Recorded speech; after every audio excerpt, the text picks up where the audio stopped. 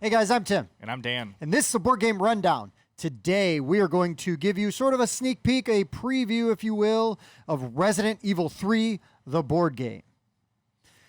Okay, so Dan, this is the Kickstarter edition. It is. We took Pete's core game box. We do not have the doors with us because when we grab stuff and we're like, oh, we'll just take exactly what we need. Right. When we played, we used the terrain pack. We we don't did. even know where the normal doors are. Right. In Pete's put away box. So. Right. So I don't see them in here, but we don't really need them to tell you how this game is going to work. I don't think. Nope. Okay. By Steam Force Games. Well known for their video game adaptions lately, it seems. Yep. Especially Dark Souls, I'm a big fan of, and you'll see as we talk about this game, there's actually quite a bit in common with Dark Souls in And this I game. think as far as learning, that your knowledge of Dark Souls helped speed that process up because the learning curve was... Probably. I was not teaching it, but someone would explain a rule, and I'd say, okay, I understand how that works because it's very similar to Dark Souls, and then I was kind of able to guide how it works and why it works. Right. You know? Right. For sure. For sure.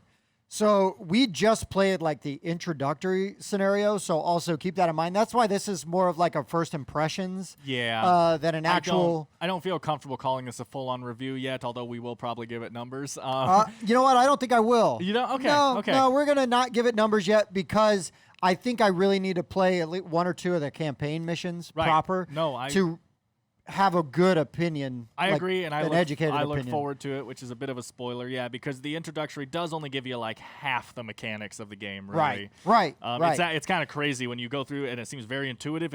It's an incredible introductory mission. I'll say that. As far as board games go, it is super easy to learn. Everything makes sense. It's coming together, and then you flip the next page, and it's like, here's all the things we're adding.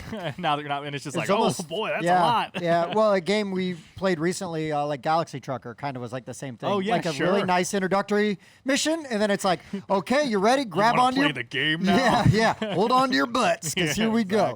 So I will just right off the bat say, component-wise, I mean everything is pretty solid. I mean there's nothing extra amazing, but there's nothing bad in my opinion. Yeah, nothing kind of blows me away here. I also would agree that I wouldn't describe anything as bad quality, but, you're holding the cards and they're meh, and you look at the miniatures and they're meh. They might look better painted. Sure. There's enough detail on these that I think that a paint job... Especially coming from Dark Souls and the insane quality of that game. Sure. It's like, this is okay. But I mean, like, A's, like, that's fine. They look fine. They do their job, right? So if you search an A space, you're going to draw a card from the A deck. Mm-hmm. I appreciate the simplicity of that, right? So then there's the B deck. All kinds of different weapons. If you're a fan of the game or the IP, without getting into the campaign stuff, I really feel like this is going to nail a lot of things. Yeah. Because a lot of it is like straight up out of the video game to finding an ink ribbon. I don't know what the ink ribbon does for you. Yeah, I don't know what it would do in the board game. Right. I mean, other than save my game.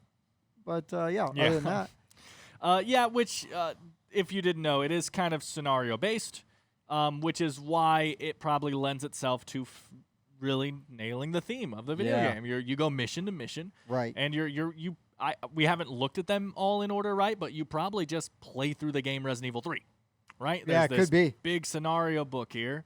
It's pretty good. I mean, and there's a lot of stuff, details on how to lay out the maps, what kind of encounter dice tables. So we didn't even mess with encounter dice. That's what I said. There's an encounter dice table. We don't even know what that means. It sounds incredible. So right. Yeah, so basically it's in the game. I believe it is a 1 to 4 player. Correct.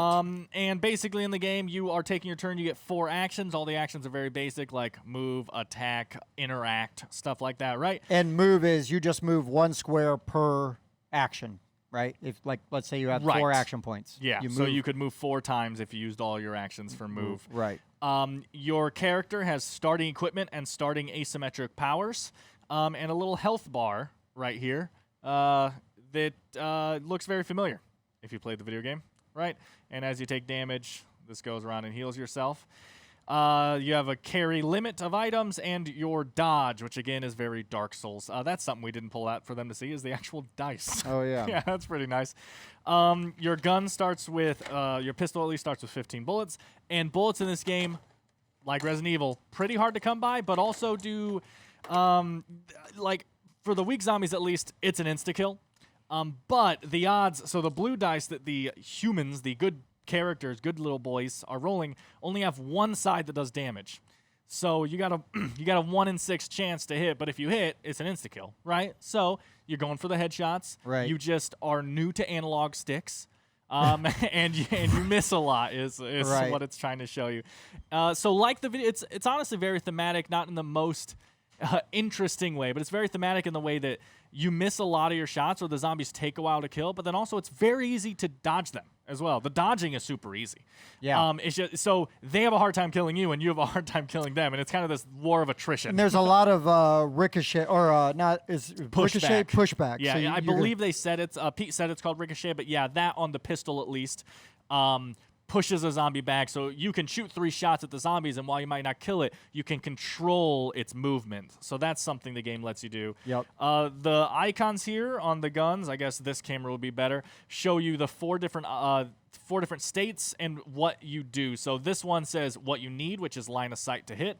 This one says how much damage it does, so 1 blue die is what you would roll. See, nothing. That's a miss. If you roll a ricochet on this gun, it pushes 1. And if you roll a damage, it does 1 damage. Pistol has rapid fire, meaning that you can spend up to 3 bullets to fire up to 3 shots. In one action. Right, as 1 attack action. And we only have 2 dice out, but I'll just grab this for instance. If you rapid fired 3 shots, you would roll 3 dice, and any hits are the kill if That's they only have actually 1 a life. good roll. Yeah, Just that was because you got 1 hit on a blue die. That's amazing. Yeah, exactly. And then obviously, you know, the health spray says exactly what it does. Knife, very similar icons here. Does basically the exact same thing as the gun, except you have to be adjacent to attack with the Or knife. in the same square. Right. You need to be within 1. Another thing from Dark Souls, whenever Dark Souls says a number, it means that or less. This Right. game seems to be the same thing. Yeah, so and you're going around and trying to complete your mission. The intro one was basically just everyone get out alive. There was 2 spawn points. They were like in this basic area or something, and then as the farthest point away from the spawn points was the escape area, and that's what we did, and it was very, very fun. Big fan of the Resident Evil IP, and this was cool. And let's be honest, they're already making a 3rd game under this IP with the Right. same kind of systems, so people are liking it. So they've done Resident Evil 2. They did 2 first. Makes sense. It's probably the most popular one. Right. I mean, 2 and 4 are kind of regarded the best games, but they did 2. It's probably the most popular, even if it's not your favorite.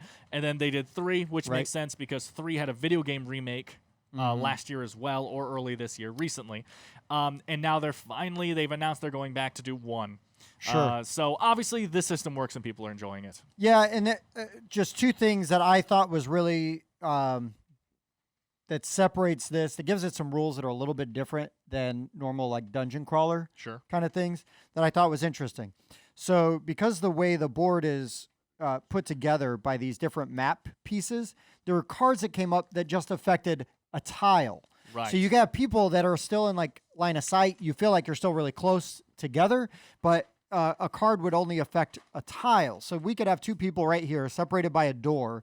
And if this character draws a card that affects their tile, it affects this whole big tile. Or if it's this person, right, it's this tile. And I thought that was really interesting, like an interesting way to delineate, right? Yeah, and increase the thematic nature slightly, because a lot of the cards that might do that might say a zombie appears, next to whoever's turn it is.